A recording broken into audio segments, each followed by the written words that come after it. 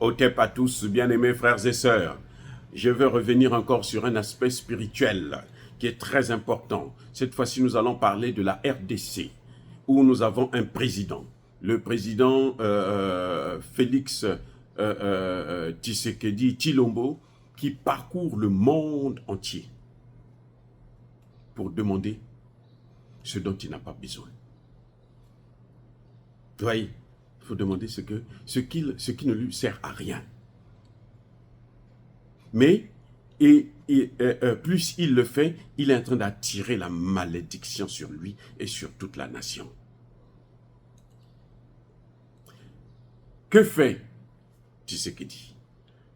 Tshisekedi est en train de passer partout pour demander aux Américains et aux Européens qui soutiennent Paul Kagame de lâcher Paul Kagame, de le soutenir lui. Vous voyez, ça dit que lui, il dit, il part partout dans le monde. Soit directement, il le dit, soit il passe par d'autres pays pour leur demander, non, parlez aux Américains, oh s'il vous plaît, oh pardon, oh pitié, dites aux Américains de ne plus soutenir Kagame. Vous voyez, c'est ce que fait Tshisekedi partout dans le monde. Solliciter la clémence, la pitié des Américains pour qu'ils lâchent Paul Kagame. Deuxième des choses, il demande aux Américains, aux Européens, pour qu'ils puissent prendre des sanctions contre Kagame. Comment voulez-vous que quelqu'un se sanctionne lui-même? Soyons sérieux, attendez, soyons sérieux. Comment voulez-vous que vous commettez une faute et puis vous vous sanctionnez vous-même? Vous allez me dire que nos ancêtres le faisaient.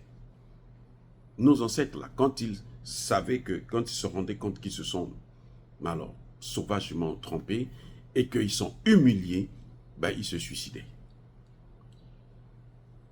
Mais vous n'avez pas demandé au diable de se suicider parce qu'il attend de vous persécuter. Franchement, soyez sérieux. Vous ne pouvez pas faire ça. Alors, ça montre la naïveté d'un homme. Tshisekedi est venu dire carrément. D'abord, il appelait Macron un frère. Mon frère Macron. Ah, Tshisekedi. Tu as vécu en Belgique, là, tu ne sais pas que non, ces gens-là, ce ne sont pas tes frères. Mais non, toi, tu viens encore, mon frère Macron. Parce que Macron est ton frère depuis quand? Mais c'est Macron qui est en train de vouloir déstabiliser ton pays, diviser, balkaniser le Congo. Macron, bien sûr, avec ses alliés. Et dernièrement, il dit, je prends sur moi l'engagement, le risque. Je jure sur la tête de Macron. Je jure sur l'honneur que Macron, c'est quelqu'un qui a changé. Macron est bon pour nous. Ça, c'est ce que dit Tshisekedi à Paris. Vous ne l'avez pas entendu? Je prends le risque. Il prend le risque pour Macron. Que Macron a changé. Que Macron, maintenant, va aider la RDC. Que Macron va lâcher le Rwanda. Ils ne peuvent pas. Ça dit que c'est comme si il est maudit. Tshisekedi doit être maudit. Vous savez, dans les églises, là, il y a plein de gens qui sont maudits. D'ailleurs, il y a même des pasteurs qui sont maudits. Il a une église, hein, il est maudit. Pasteur maudit. Moupelo, comment on appelle ça? Évêque, prêtre et autres, maudit. J'ai vu un prêtre en Haïti, quand ce prêtre-là devrait prêcher, vous savez quoi? La foule était dehors. C'est-à-dire qu'il n'y avait plus de place dans l'église. Parce que lui, quand il venait pour prêcher là, il vous sortait tous les problèmes qu'il y a à l'église. Il vous dit, une fois il vient, il dit, mais vous savez, vous avez déjà, comment vous pouvez expliquer que dans les toilettes des prêtres, il y a des préservatifs. Les toilettes sont bouchées parce qu'il y a trop de préservatifs. Qu'on a jeté à l'intérieur. Les toilettes des prêtres. Comment vous expliquez ça? Ce qu'ils ont fait, on a pris le gars, on a envoyé en formation au Vatican. Reste là-bas. Parce que toi, tu es en train de venir gâcher notre marché. Donc, c'est pour vous dire qu'il y a des prêtres, des pasteurs qui sont maudits. Et complètement maudits. Et vous le reconnaissez par les actes. Un pasteur qui sort avec les femmes de son église, ses fidèles, qui sort avec les femmes mariées de son église, vous croyez qu'il est béni? Quand il vous impose la main là, il vous déverse toutes sortes de malédictions. Il faut éviter d'aller dans n'importe quelle église. Pour ceux qui vraiment y tiennent, évitez d'aller dans n'importe lequel. Bref, le président Tshisekedi sollicite la pitié de celui qui est à l'origine de la souffrance de son peuple. Est-ce que vous croyez qu'un pays comme ça peut être béni? Attendez, soyons sérieux. Est-ce que Dieu, parce qu'il n'y a que Dieu qui bénit, hein, écoutez-moi bien, il n'y a que Dieu qui bénit. Tout ce qu'on vous dit là, c'est faux. L'homme peut prier pour vous parce c'est un pasteur, il est prêtre ou évêque ou quoi, machin, ou bien c'est un marabout. Même le travail que fait le marabout là, si Dieu ne met pas sa main, ça ne marchera pas.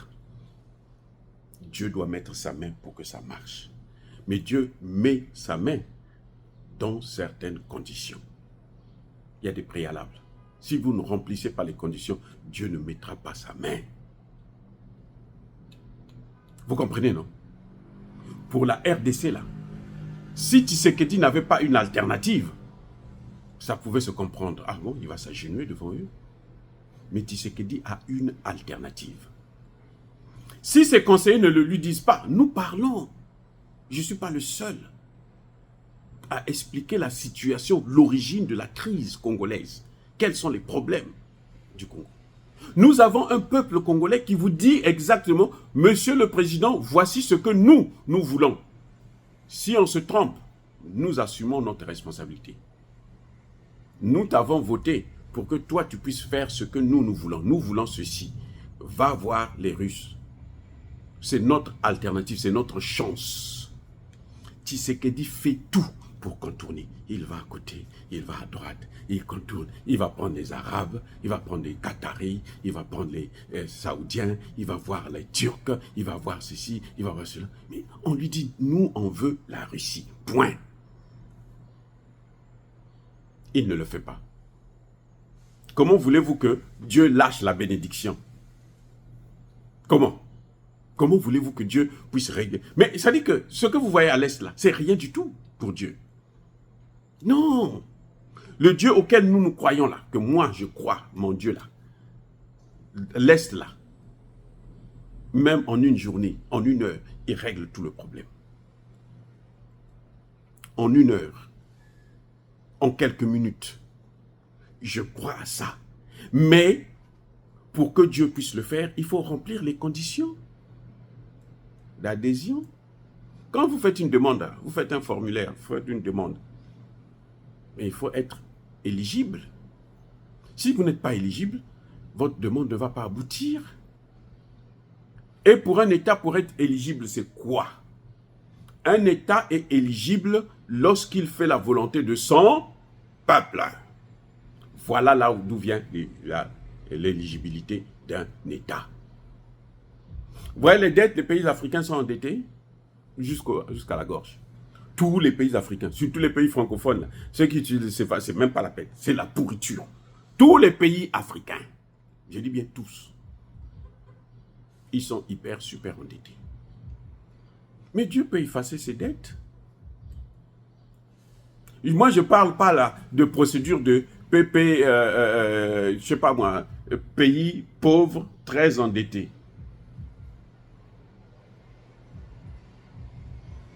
PPTE, voilà. Pays pauvres, très endettés. Pays très pauvres d'ailleurs, très endettés. Je ne parle pas de ça. Ça, c'est la procédure des hommes. Ils ont fait ça, non? il y a combien? Il y a une dizaine, une quinzaine d'années de cela, non? Ça a apporté quoi? Résultat des courses, il y a quoi? Zéro, rien. On est replongé là, dans les mêmes dettes. Pire encore. Pourquoi? Parce que ça, c'est l'œuvre des hommes. Vous voyez? Ce n'est pas l'œuvre de Dieu. Soyons sérieux.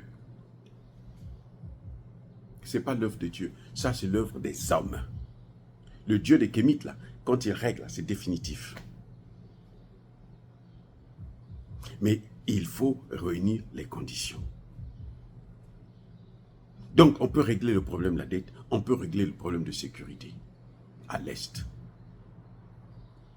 Ça ne veut pas dire que les problèmes ne vont pas exister, non, il y aura toujours des problèmes. Mais on va les résoudre petit à petit, et puis les gens seront épanouis, le pays va se développer. Vous avez un continent, l'Afrique centrale, ou une sous-région, l'Afrique centrale, où le cœur même du développement se trouve en RDC. Mais tous les pays de l'Afrique centrale sont là en train d'écraser la RDC pour aider les Occidentaux à balkaniser la RDC. Vous croyez que l'Afrique centrale va s'en sortir? Vous croyez que l'Afrique centrale va se lever? C'est de là que vient le problème. Hein? Le retard du Centrafrique. C'est au niveau spirituel. Parce que en Afrique centrale, ils n'ont pas encore pris conscience. Il n'y a pas 2, 3, 4 pays qui prennent conscience. Comme on le voit par exemple en Afrique de l'Ouest, vous avez les 3 pays de l'AES, ils ont pris conscience. Et ça va déclencher, ça va s'étendre après. Ça, c'est sûr et certain. Mais en Afrique centrale, vous avez seulement la RCA qui est... Mais la RCA, c'est l'ami du Rwanda. Les Rwandais sont chez eux en RCA. Vous croyez que vous allez évoluer. Vous croyez que spirituellement... Touadéra, c'est un gros chrétien. Mais il n'y a rien. C'est-à-dire que sur le plan spirituel, il n'y a rien de bon. Parce qu'il y a des préalables. Le jour que Touadéra va dire aux Rwandais, là, arrêtez de faire la pagaille maintenant. Ici ou ailleurs, en Afrique. Vous allez voir comment la RCA va décoller au point même de dépasser l'AES. La RCA seule. Donc, il y a ce travail-là spirituel que les gens doivent comprendre, que Tshisekedi doit comprendre. Un pays n'est béni que par Dieu. Mais Dieu a des préalables. C'est la relation que les dirigeants ont avec leur base. Vous allez voir que les Occidentaux ont compris cet aspect spirituel. Ils font tout pour diviser nos dirigeants avec leur base. Vous voyez, au Tchad, ils prennent le dossier, ils disent que non, bien mal acquis de Kaka Déby, qui vient d'arriver, qui n'a pas certainement n'a pas acheté des appartements. On va lui trouver, non, il a acheté des vestes de luxe. Mais les vestes de luxe, en fait, pourquoi? C'est pas pour acheter. L'argent, c'est pour qui? C'est pour eux. Tout ça, c'est parce qu'ils veulent couper la base avec Kaka Déby. Parce qu'ils se disent, non, il faut casser cette base-là pour que Dieu puisse enlever sa main. Ils ont compris. C'est que ce que vous voyez là, ce n'est pas seulement sur le plan physique. Eux, ils travaillent aussi sur le plan spirituel. Ils savent. Ils ont su que pour que nous puissions avoir ces gens-là, on va enlever leur spiritualité, on va leur donner notre spiritualité, que nous comprenons, que nous manipulons. Non, le premier homme, c'était un juif qu'on a formé ici et là, machin, tout ça. On nous a fait avaler ces salades-là, jusqu'aujourd'hui. Parce qu'il fallait enlever cette spiritualité, leur mettre quelque chose qui n'existe pas. Que eux, ils peuvent manipuler. C'est pour ça qu'eux-mêmes, ils ont des problèmes. Ils ont beau nous détruire, piller. Regardez là où se trouve la France aujourd'hui. C'est l'un des pays les plus endettés au monde. La France. Vous voyez? Donc, M. Tshisekedi doit arrêter de parcourir le monde pour solliciter l'aide, la pitié de ses bourreaux. Non, il a une alternative que le peuple lui a donnée. Et ce peuple-là est inspiré par Dieu. Ce n'est pas des gens qui ne sont même pas partis à l'école parmi eux là. Il y en a qui ne sont même pas partis à l'école. Ils disent, nous on veut les Russes là. Ils le savent. Et toi tu viens, toi tu es un être humain, un seul. Tu viens dire que non, vous pensez mal, moi je pense bien. Faisons ceci. tu entraîneras que la malédiction. Donc, pour arrêter cette hémorragie, M. Tshisekedi doit changer son comportement. Dire cela, c'est inciter à la haine ou à la violence, non. Yaba, colère, veille, malin. Encore une fois de plus, bien aimés frères et sœurs, je persiste et je signe. Soyez bénis, soyez abondamment bénis par le Dieu des Kémites et par nos ancêtres angélisés. Mais que tous ceux qui persécutent le continent africain, le pillent et le déstabilisent, qu'ils soient noirs, blancs, chinois, arabes, juifs, indiens ou qui qu'ils soient punis, maudits, foudroyés, neutralisés, écrasés, effacés par le Dieu des Kémites et par nos ancêtres angélisés. Vive l'Afrique éternelle, j'ai dit et j'assume.